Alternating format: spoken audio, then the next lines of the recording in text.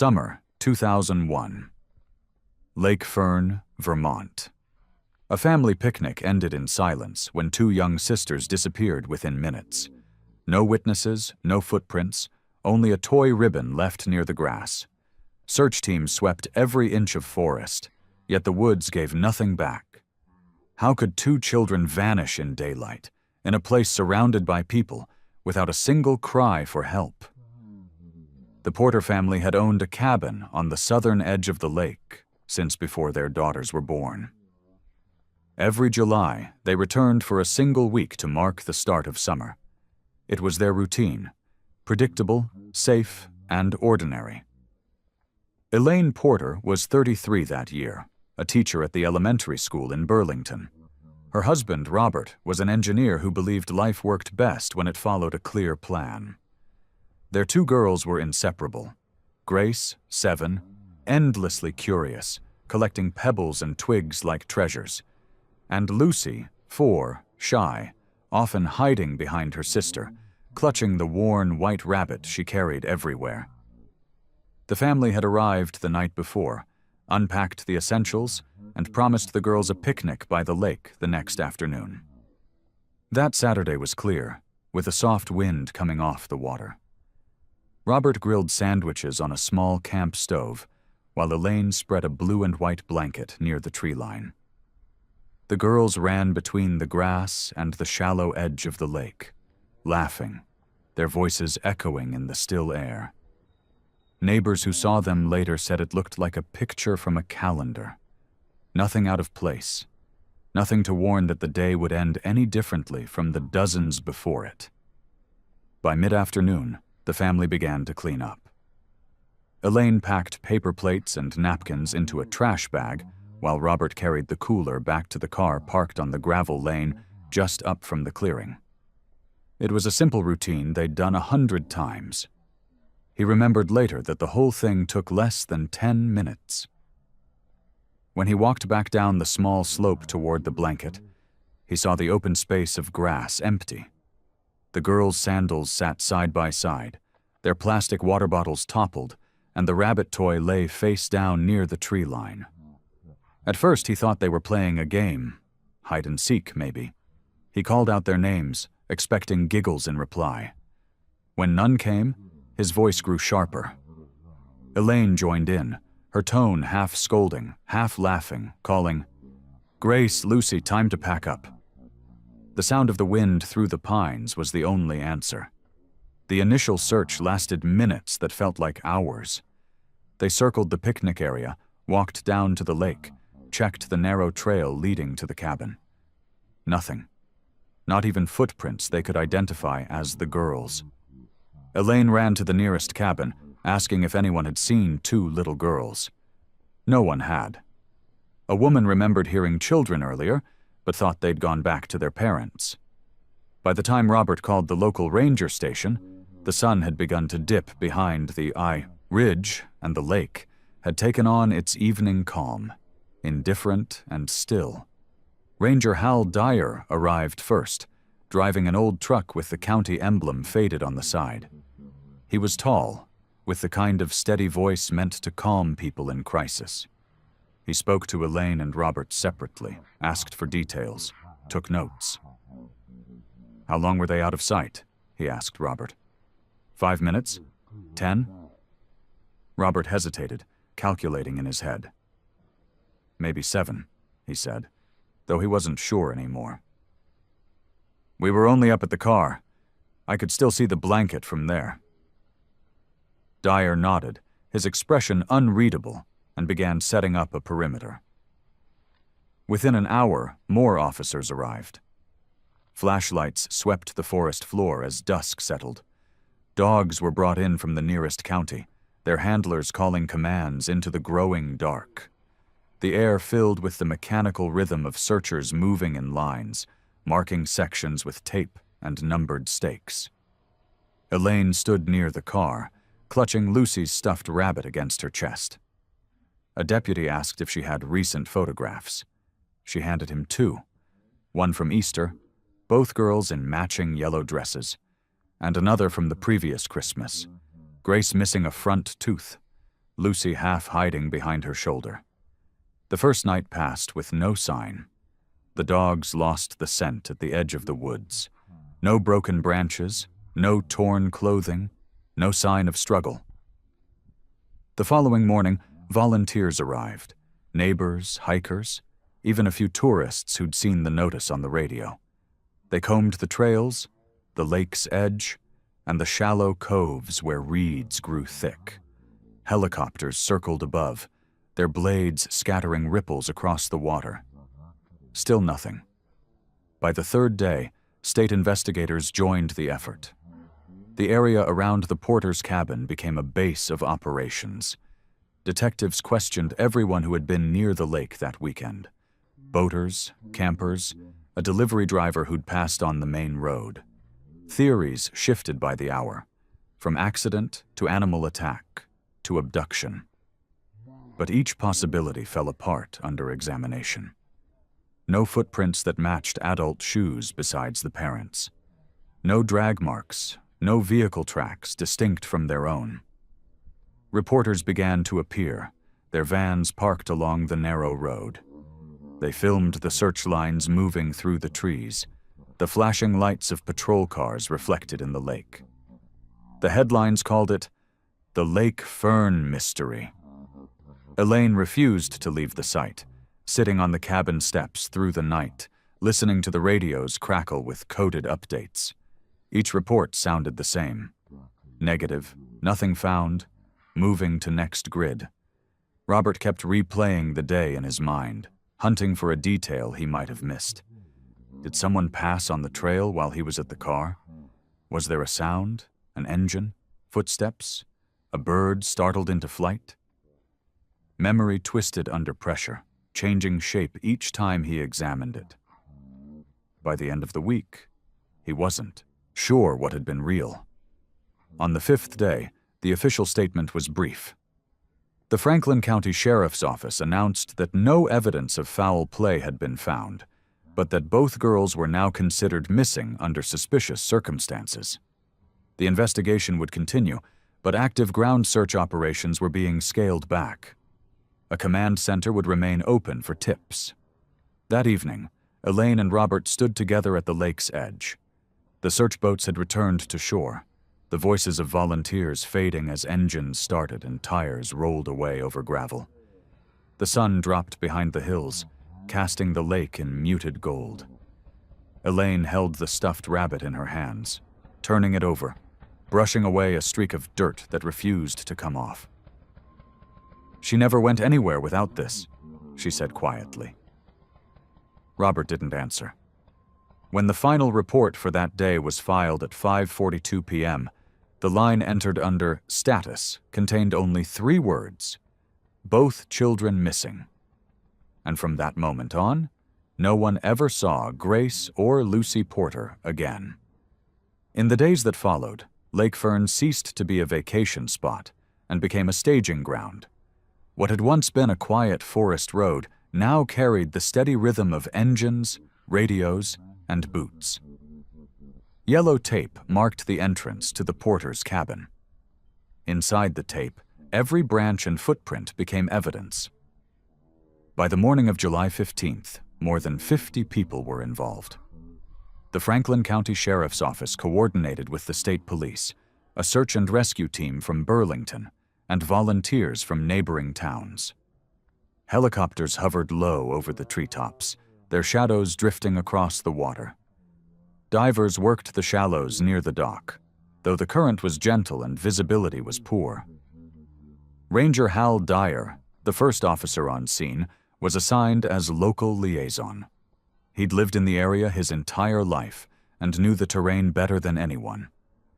He divided the forest into quadrants and briefed every team himself. His voice was calm, confident, almost too confident, some thought. He told reporters the girls were likely still nearby, that children often wandered off and hid.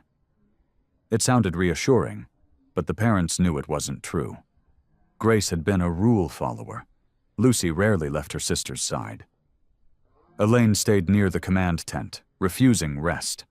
Robert joined the search lines, moving in slow sweeps with a stick, checking brush piles and fallen logs.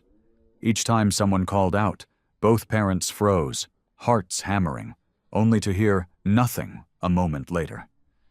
On the second day, search dogs caught a trace of scent near the picnic area, leading north for about 20 yards before losing it in the undergrowth. The handler reported no sign of struggle or blood.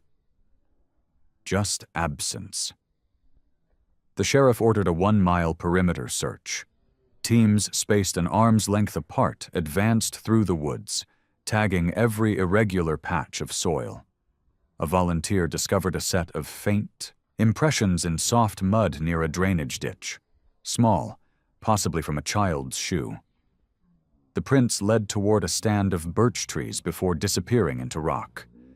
Investigators photographed and cast them, but the pattern was too worn to match to the girls' sandals with certainty. By the third day, media presence intensified. Local channels set up cameras near the ranger station. Journalists pressed for statements, speculating about everything from wildlife to strangers passing through. The porters said little. Elaine gave one brief comment on camera, her voice steady but hollow. "We just want our girls home. Please, if anyone saw anything, tell the police." After that, she stopped speaking to the press. Detective Caleb Dunn, from the state's Major Crimes Unit, arrived midweek to oversee the case. His report described the scene as undisturbed. There were no drag marks, no disturbed foliage, no sign of forced entry at the cabin or nearby sheds. The ranger station logs showed no record of vehicles entering or leaving between noon and 5 p.m. that Saturday, except the porter's own SUV and a ranger patrol truck. Dyer's? Privately, Dunn questioned the ranger's confidence. "You seem sure they didn't leave the forest," he said during an evening briefing. Dyer shrugged. "I've worked this land 30 years. Kids always turn up in these woods. You'll see." Dunn made a note, but said nothing further. That night, a thunderstorm rolled in from the north. Rain erased many of the footprints searchers had marked. When daylight returned, puddles filled the indentations like tiny mirrors. The lake rose several inches, washing out parts of the shoreline grid. The commander suspended the ground search for safety. Elaine watched from the porch as the last helicopter circled and disappeared into low cloud. The sound of rotor blades faded, leaving only the steady hiss of rain on pine needles. Weeks passed. Leads came in from across the state. Sightings of 2 girls in a van near Montpelier. A report from a gas station clerk who swore he'd seen them with a woman buying snacks. But each was checked and dismissed. A fisherman found a piece of blue fabric tangled in reeds. It belonged to no one. An elderly couple turned over a cooler they'd discovered downstream. It matched the Porter's brand, but not their cereal sticker. In August, investigators brought in scent tracking specialists from New York. The dogs were given access to the girls' clothing and the stuffed rabbit. They followed faint traces through the picnic field, across the gravel road, and again into the northern woods, the same area Ranger Dyer had labeled unstable due to old mining shafts. The specialists wanted to proceed, but Dyer insisted it was unsafe, warning of loose ground. Dunn noted the protest, filed it, and redirected teams east instead. By September, public attention waned. The sheriff's office reduced active operations, maintaining a hotline, and monthly reviews. The Porters returned briefly to Burlington, but couldn't stay. Elaine went back to the lake every weekend, walking the trails with binoculars, calling the girls names. Robert, practical to the end, built a small bulletin board outside the cabin where he pinned updates, maps, and unanswered questions. That autumn, a hunter found a pink ribbon near the northern edge of the forest. It was sun-bleached and frayed, possibly months old. The sheriff's office tested it for DNA. Results were inconclusive. Elaine kept it anyway, folded carefully inside a notebook with the date of discovery. She began keeping daily notes, Weather, visitor names, fragments of memory, as if recording everything might one day make sense of the gap between before and after. The official investigation closed in February 2003. The state's final summary listed the case as missing persons, presumed abduction. No suspects identified. No evidence of foul play. Ranger Dyer retired the following spring, but in Lake Fern, the silence remained. Locals said the forest changed after that. The birds quieter, the air heavier. Vacation homes went unsold for years. Parents told their children not to wander beyond sight of the docks. For Elaine and Robert Porter, life split along a fault line that never healed. They left the cabin locked, the furniture untouched, the rabbit still sitting on the shelf by the door. Every year, on July 14th, they returned to place flowers by the water. The lake always looked the same. Still calm, reflecting nothing.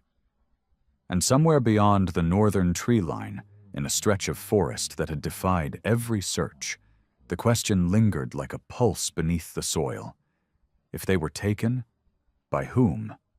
And if they weren't, then where had they gone? It was early September 2017 when the call came through to the Franklin County Sheriff's Office. 16 years had passed since the Porter case had last appeared on an active duty report. The cabin had long been sold to another family, the lake now quieter than ever, its notoriety softened by time. But that morning, a man named Nate Hollow, a hobbyist treasure hunter from New Hampshire, was walking through the old growth north of Lake Fern with his metal detector and a GoPro strapped to his chest. He wasn't looking for tragedy. He was filming another video for his small YouTube channel, Vermont Relic Finds. His followers were used to content like colonial coins, bits of rusted tools, or forgotten belt buckles. He was methodical, sweeping the coil in careful arcs, the steady beeping of the detector filling the forest. At 10:42 a.m., the tone shifted to a high, sustained signal, something dense beneath the soil. The display flashed 99, the highest possible reading for non-ferrous metal. Nate assumed it was an old canister or part of a car. He began to dig, narrating to the camera about conductivity levels and mineral interference. After several inches, his trowel struck something solid.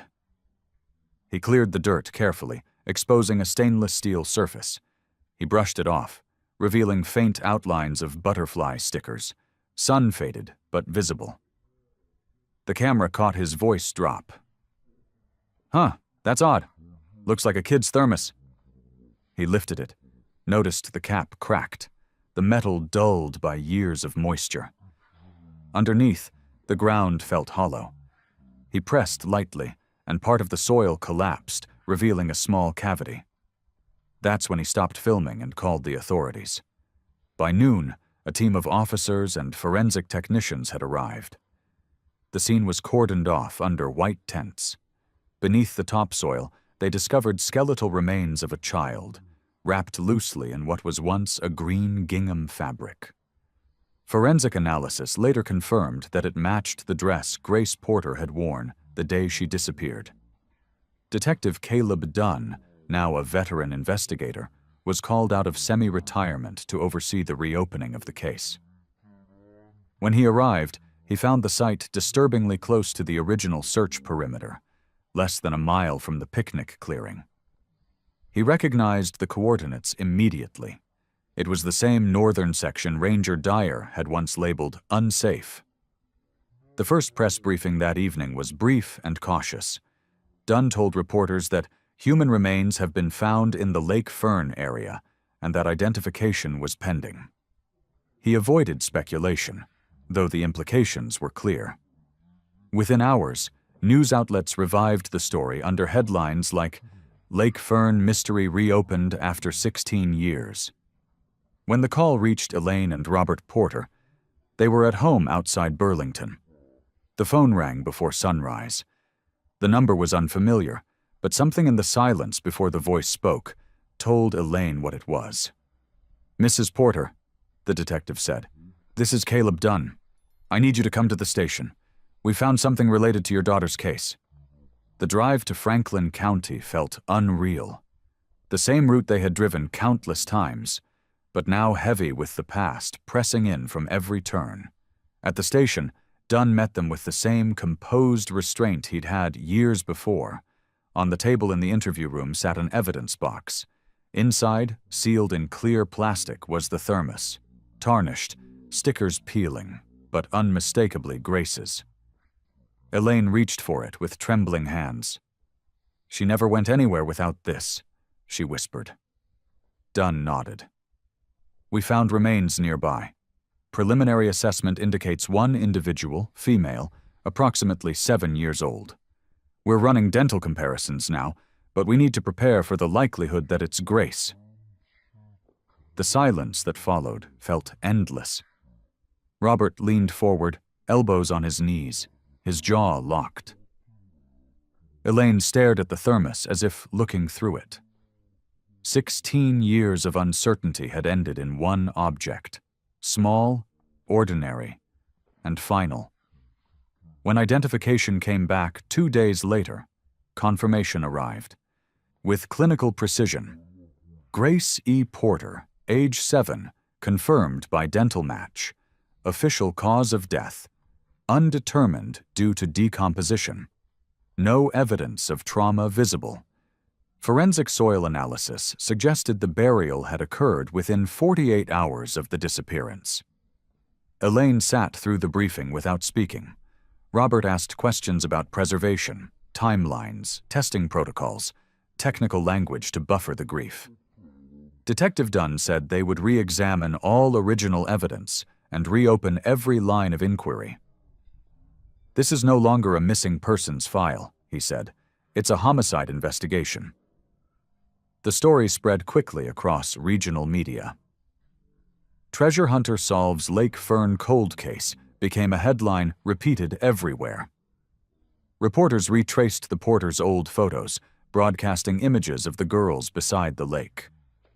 Nate Hollow, uncomfortable with the attention, gave one interview in which he said, "I thought I'd found a coin hoard, not someone's child." The site became both shrine and crime scene. Volunteers left flowers by the trees, police erected barriers. The old forest, once so ordinary, felt transformed into something haunted. When the Porters returned to Lake Fern for the first time in over a decade, the air itself seemed unfamiliar. Their cabin still stood, the same wooden siding, the same porch swing creaking in the wind. Inside, the furniture remained as it had been in 2001, dust, cobwebs, and silence. Elaine walked room to room, tracing her fingers over photo frames, the refrigerator still holding faded crayon drawings of flowers and suns. Detective Dunn met them there, notebook in hand. "We'll begin a new full-scale search of the area," he explained. "Everything within a 2-mile radius of the burial site. We'll need you to stay nearby in case we need details about the girls' routines." Robert nodded, his voice rough. "We still own the place. We'll stay here." As the detective left, Elaine stepped onto the porch. The lake was exactly as she remembered, smooth gray-green, reflecting the evening light. Somewhere beneath that stillness lay 16 years of unanswered questions. When night fell, she found herself unable to sleep. Through the window, she could see flashlights flickering between the trees as search teams worked under floodlights. The rhythmic movements of the beams reminded her of that first week. The hope, the exhaustion, the disbelief. Only this time, hope had taken a different shape. Grace's fate was no longer a mystery, but Lucy, the youngest, the one who still might be somewhere, remained an open wound. Elaine whispered into the dark, as if her daughter could hear across the years. "We found your sister, sweetheart. We're still looking for you." And out beyond the lake, the forest answered only with wind. The renewed search around Lake Fern began at dawn the following week. What had once been a quiet, rural forest now looked like a mobile command. Post, tents, vehicles, and satellite units spread across the clearing. The county had never seen an operation this size. Teams from the FBI's Behavioral Analysis Unit joined, along with forensic archaeologists and canine handlers brought from neighboring states. Each sector of the forest was mapped by drone and gridded into smaller zones. Detective Caleb Dunn, now 60, walked the same ground he had 2 decades before, clipboard in hand. The soil was damp from overnight rain, the air heavy with pine and silence. Near the original discovery site, the forensic tent still stood, a bright white scar against the dark forest. Dunn kept glancing northward to the ridge that Ranger Hal Dyer had once declared unsafe. He couldn't shake the memory of that argument years ago, when Dyer had insisted on closing off the northern section. Dyer had since passed away, heart attack in 2010, but his name now appeared again in every report Dunn reread. Inside the command tent, the porters sat quietly at a folding table, nursing cups of coffee gone cold. Elaine stared at the laminated topographic maps spread before them, tracing her finger along the red lines that marked search boundaries. "That area there," she said, pointing toward the shaded northern grid. "We used to hike there with the girls. There were no mines, no cliffs, just woods and rocks." Dunn nodded. "That matches my memory. We'll send teams in this time." By noon, volunteers in orange vests fanned out toward the ridge. Drones hovered overhead, transmitting live feeds to the monitors inside the tent. The search was systematic. Each foot of ground checked, every disturbance logged. Among the searchers was a young park ranger named Tom Mitchell, newly assigned to the case from the state's forestry division. He was polite, efficient, a little too eager to please. Elaine noticed him almost immediately. He introduced himself to her and Robert near the lake, assuring them he would personally oversee the grid near the ridge. There was something about his tone, soft, familiar, that unsettled her. That afternoon, the air grew hot and still. The forest, so full of motion earlier, seemed to hold its breath. Then a call came over the radio, a possible find. All units paused while coordinates were verified. When Dunn arrived, he found only a shallow depression near a cluster of roots. It turned out to be animal remains. A deer, nothing more. But Elaine's pulse had already quickened, and for the first time she noticed Mitchell standing behind her, watching, his hands on his belt, expression unreadable. Later, in the evening debrief, Dunn reviewed aerial images from the drone team. One segment of footage caught his attention, a pattern of disturbed ground leading from the burial site eastward toward a creek. He ordered a focused dig for the next morning. Meanwhile, back at the cabin, Elaine couldn't rest. Robert had fallen asleep on the couch, exhaustion finally. Winning. The house creaked softly, as if remembering old footsteps. She walked outside onto the porch. The forest was dark except for the distant glow of work lights. She thought she heard faint movement, footsteps on gravel. But when she looked, there was only Ranger Mitchell's truck parked under the pines. Its headlights were off, but the silhouette of someone inside was visible for a moment before disappearing. At dawn, the digging team returned to the ridge. Within an hour, one of the cadaver dogs signaled, short, sharp barks that cut through the quiet. Dunn moved quickly to the spot. The soil here was disturbed, but not recently. Layers of pine needles and roots had sealed it. The excavation was careful, inch by inch. They found a small ribbon, pink and weathered, knotted around a clump of roots. DNA testing would take days, but Elaine knew before the results came back. It matched the kind Lucy had worn. She remembered tying one in her daughter's hair that morning in 2001. The next day, the detectives called a press conference. Dunn stood before the microphones, his voice measured. "We have recovered additional evidence connected to the Porter investigation. Identification is pending. The area remains an active crime scene." Reporters pushed for details, but he refused to speculate. Behind the cameras, Elaine felt a strange mix of relief and dread. Relief that someone was still searching. Dread that it might all end the same way. That evening, while officers continued the excavation, Elaine noticed Mitchell again. He was directing volunteers away from certain paths, insisting the terrain was unstable. His explanation sounded rehearsed. When Dunn questioned him later, Mitchell smiled easily. "Just keeping civilians safe, sir. There's some soft ground near the creek. Don't want anyone twisting an ankle." But Dunn wasn't satisfied. He checked old ranger logs stored in the archives and found something odd. The 2001 patrol records for July 14th listed Hal Dyer as covering the southern loop, not the northern one.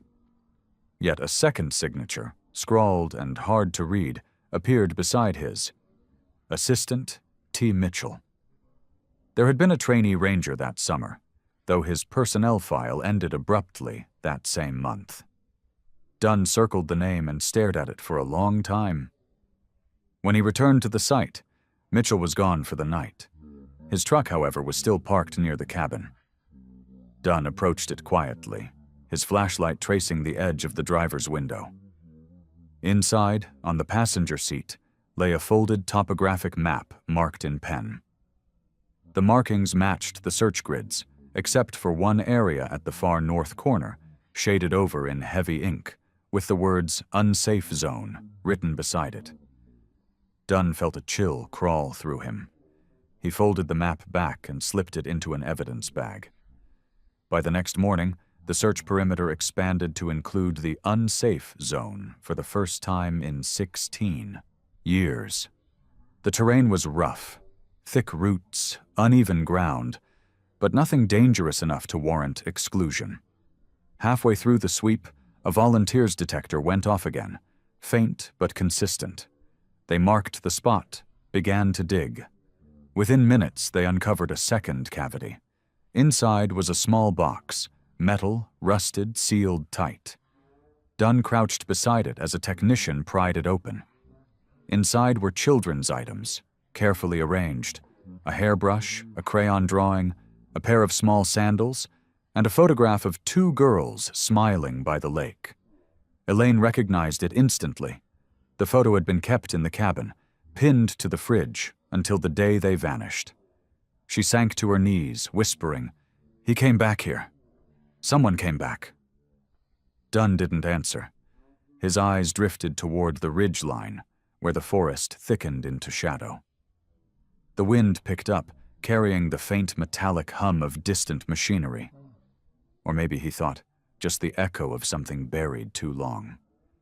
And as the sun slipped behind the trees, painting the lake in rust-colored light, one fact settled quietly among the search team. Whoever had hidden these things knew the area intimately, someone who'd been there from the very beginning. By the third week of the reopened investigation, the Lake Fern forest had become a web of theories. Each new finding pulled at old assumptions until the case seemed to shift beneath everyone's feet.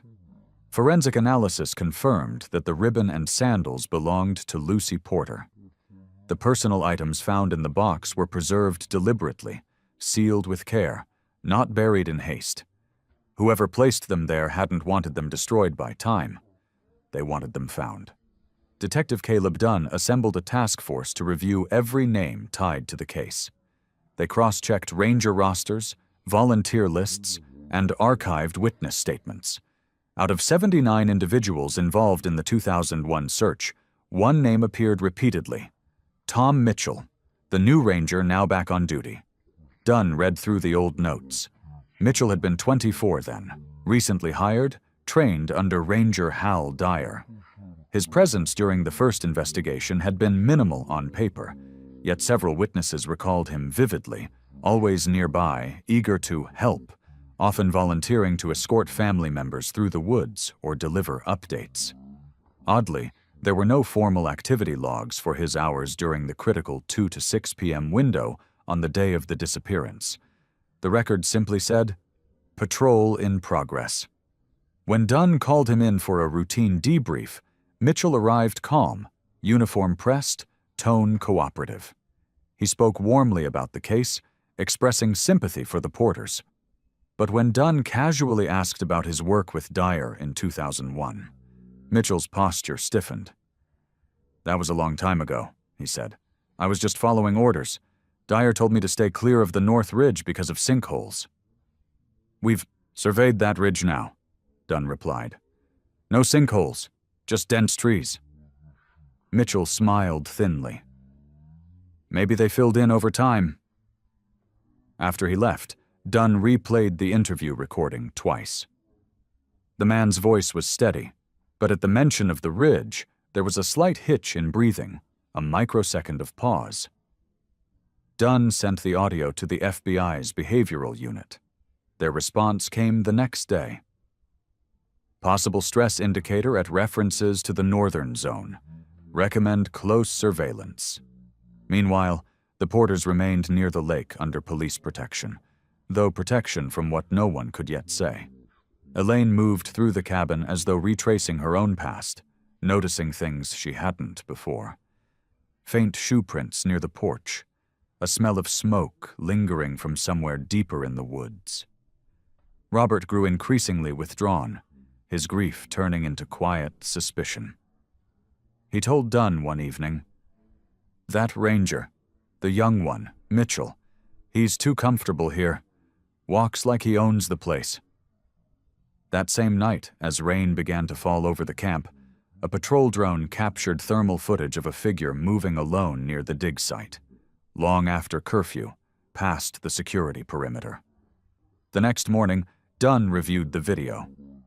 The figure's outline matched Mitchell's build exactly, and his truck had mud consistent with that area. When confronted, Mitchell insisted he'd been checking for storm runoff. "Just doing my job," he said. But his log showed no such assignment.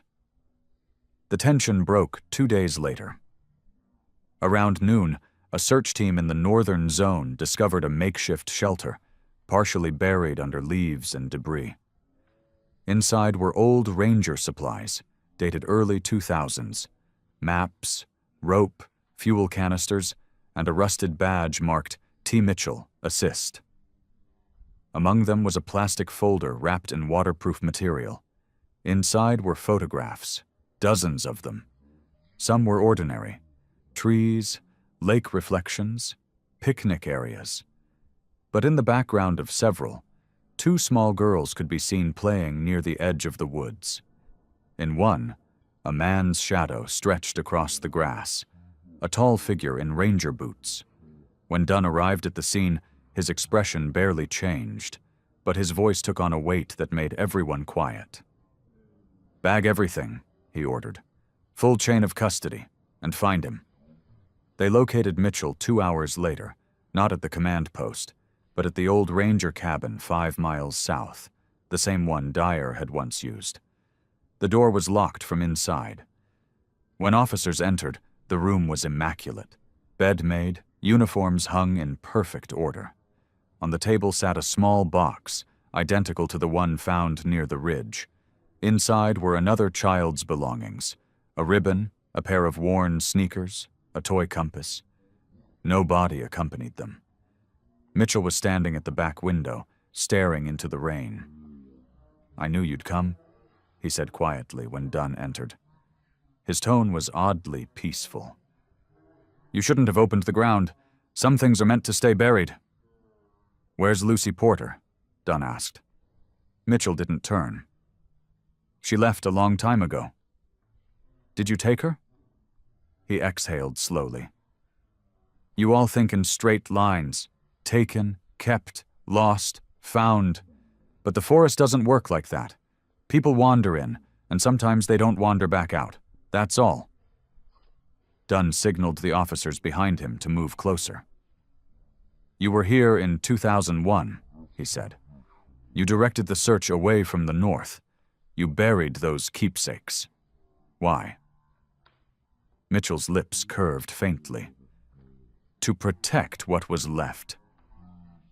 They placed him under arrest without resistance. He didn't ask for a lawyer, didn't protest. During interrogation, his statements were vague, poetic, evasive. "The forest keeps what it wants," he said repeatedly.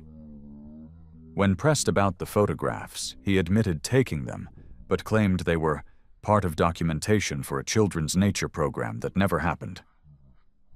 No evidence directly tied him to the abduction or death, but the items in his possession, the photos, and his deliberate interference in the 2001 search were enough to hold him. Forensic teams scoured the forest for 3 more days, excavating multiple sites Mitchell had marked on his old maps. Only one yielded results, a small clearing near a collapsed mine vent. There, beneath a fallen oak, they found partial skeletal remains, later confirmed to be Lucy Porter. Elaine and Robert were called to the morgue to make final identifications. The process was clinical, but Elaine's composure held. "She's home now," she said softly afterward. "Both of them are."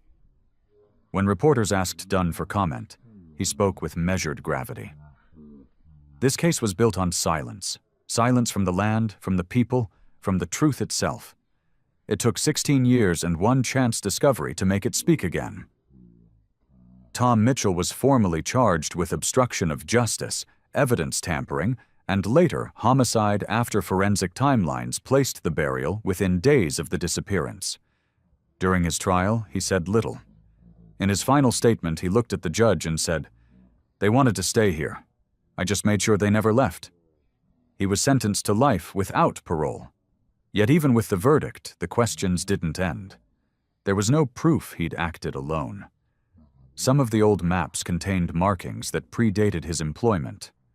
One, drawn in a different hand, bore the initials HD. When Dunn read that, he realized the case had never been about one man. It was about a system that trusted its own too deeply, that let the forest police itself. That night, as he left the courthouse, the air smelled of pine and rain again. He thought of the Porters, now planning a memorial by the lake, and of the 2 ribbons, one pink, one green, found years apart but now kept together in an evidence bag marked "Return to Family." For the first time in years, Dunn allowed himself to believe the forest might finally rest. But as he drove past Lake Fern, headlights catching the rippled water, he noticed something small on the roadside. A weathered signpost half buried in moss. The wood was carved with words nearly erased by time. "Unsafe zone. Keep out." He stopped the car, staring at it in the mirror, and whispered to no one in particular, "Maybe we never looked deep enough." The trial of Tom Mitchell ended quietly. No televised cameras, no grand statements from prosecutors or defense. It took the jury just 7 hours to return a unanimous verdict. Guilty on all counts. For most people, the Lake Fern case was over. But for those who had lived inside it, Detective Caleb Dunn, the Porters, the searchers who still woke at night hearing phantom voices in the trees, the verdict was only the start of something slower, heavier, understanding what remained after justice. When sentencing concluded, the Porters didn't stay in the courtroom. They left before the cameras could crowd the hallway. Outside, in the crisp Vermont air, Elaine stood with her coat pulled tight, staring at the courthouse steps. "It's strange," she told Dunn. "We wanted answers for so long, and now that we have them, everything feels unfinished." Dunn understood. He'd seen this before, the emptiness that follows resolution. "Closure," he said quietly, "is a word invented by people who never had to wait 16 years. Back in Lake Fern, autumn came early that year. The forest was sealed for the season, crime scene tape replaced by silence.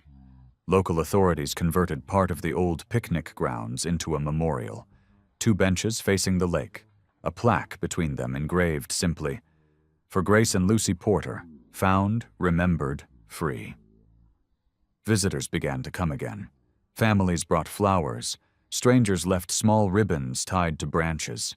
The lake, once whispered about with fear, became a place of reflection. The town's annual fair even reinstated the charity walk around its perimeter, donating proceeds to the state's Missing Children Fund. Elaine and Robert returned only once. They walked the old path together in early November, when the trees were nearly bare and the air smelled of pine resin and cold water. Elaine stopped where the blanket had once been spread. She could still picture the girls playing, Grace teaching Lucy to twirl. "It feels smaller now," she said softly. Robert nodded but said nothing. His grief had become a quiet companion, something he carried like breath. They sold the cabin the next spring. Not out of rejection, but because, as Elaine told Dunn, "We don't need to live beside the wound anymore." For Dunn, the case became both legacy and burden. After nearly 4 decades in law enforcement, he retired 6 months after Mitchell's sentencing. His final report on the Porter file was 327 pages long. Every entry, cross-referenced, every decision accounted for. Yet on the last page, under the section titled Conclusion, he wrote only 3 words: "Not entirely solved." Because it wasn't. When forensic teams re-examined Mitchell's belongings, they found journals, not confessions, but fragmented notes about forest patrols, cryptic references to the tradition and keeping the boundary. Some entries were dated years before Mitchell's employment began. One mentioned instructions from HD, initials of the late Ranger Hal Dyer. Another contained hand-drawn sketches of the lake perimeter with small symbols marking specific trees. Investigators speculated about a local ritual, something between superstition and obsession. The early rangers had considered themselves guardians of the woods, caretakers who believed that the forest demands silence for every voice it loses. Whether Mitchell had inherited that belief or twisted it into something darker, no one could say. The FBI closed the file with partial confidence. Mitchell had acted alone, likely driven by delusional reverence for the land he patrolled. The HD connection was noted, but unprovable. But Dunn never forgot those initials. In his home office, long after retirement, he kept the original ranger map with Dyer's name scrawled in the corner. Some nights he would stare at it, tracing the contour lines of the northern ridge, wondering if they'd missed something still waiting under the roots. For Elaine, healing came in fragments. She began volunteering for a non-profit that supported families of long-term missing children. Her voice, calm and deliberate, became a quiet anchor for others caught in endless searches. When asked how she endured 16 years of not knowing, she would answer, "By pretending each day was the one before they left." The organization later named their scholarship after the Porter sisters, funding forensic research to improve rural missing persons response. Lucy and Grace were laid to rest in a shared grave under the same headstone, a white granite slab engraved with 2 small stars. Elaine chose not to include dates of death. "The day they disappeared," she explained, "wasn't when their lives ended. It's just when the story went quiet for a while." Mitchell, meanwhile, spent his life sentence at the state penitentiary in Rutland. According to prison staff, he spoke little, kept his cell immaculate, and occasionally requested books about wilderness conservation. During a psychological evaluation, he told the doctor, "They never screamed. The forest took care of that." After that, he refused further interviews.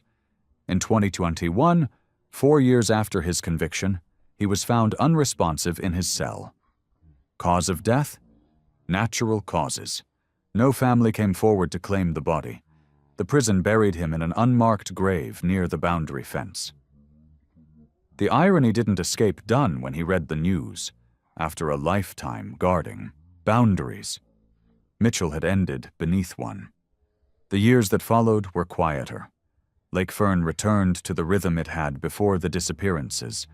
Fishermen at dawn, hikers on weekends, the same still water mirroring the same sky. But for those who had lived through the case, quiet no longer meant peace. It meant space where memory whispered. Detective Caleb Dunn, retired but restless, still visited the memorial once every spring. He would sit on the bench marked Grace and Lucy and watch the light shift across the lake. Sometimes he'd bring a thermos of coffee, sometimes nothing at all. He never stayed long. Locals learned to leave him be, the old detective keeping watch, as if waiting for the forest to give back one last secret. Elaine Porter lived by the coast now, closer to her sister. Her days were filled with ordinary things, gardening, volunteering, Sunday dinners. But certain sounds still caught her off guard. The metallic rattle of a thermos lid, children's laughter in the distance, the low hum of wind moving through pine. Each sound a small reminder of what time couldn't smooth out. Once a year, she received a handwritten letter from Dunn. The notes were short, polite, steady. Updates about new forensic methods, unidentified samples being processed, missing children found in other states. The letters never mentioned Mitchell's name, but Elaine always knew that's where his thoughts lingered. When she replied, her handwriting was equally neat. "We found our daughters," she wrote once, "but I still dream of them running through the trees, not lost, just free." The Lake Fern case became a case study in police academies, an example of how perseverance can unearth truth even after decades. New officers studied the mistakes that delayed justice, learning how oversight and misplaced trust can bury evidence deeper than soil ever could. In the town's historical museum, a small display opened in 2025. Behind glass sat the items found in the forest: the stainless steel thermos, the pink ribbon, and the rusted compass from the second box. Beneath them, a plaque read simply, "Evidence, not relics." It wasn't about nostalgia. It was about remembering what vigilance costs. On a foggy morning, years later, a young ranger found an envelope pinned to a tree near the memorial benches. Inside was a faded map, a copy of the old ranger chart, with one new marking in pencil. A small circle far beyond the original search perimeter, labeled only safe ground. No one claimed responsibility. The handwriting didn't match Dunn's or Elaine's. Maybe it was a prank. Maybe not. But when the park reopened that summer, tourists noticed something odd. The forest felt different there, lighter somehow, as if the air had loosened its grip. And for those who believed in such things, it was enough to imagine that the porter's laughter still drifted somewhere through those trees, carried on the wind. A soft reminder that even after darkness, something gentle always remains. If you believe every story deserves to be heard, every truth deserves to be found, make sure to subscribe, like, and share this video. Each follow helps keep these stories alive and remembered. And tell us in the comments, where are you watching this story from today?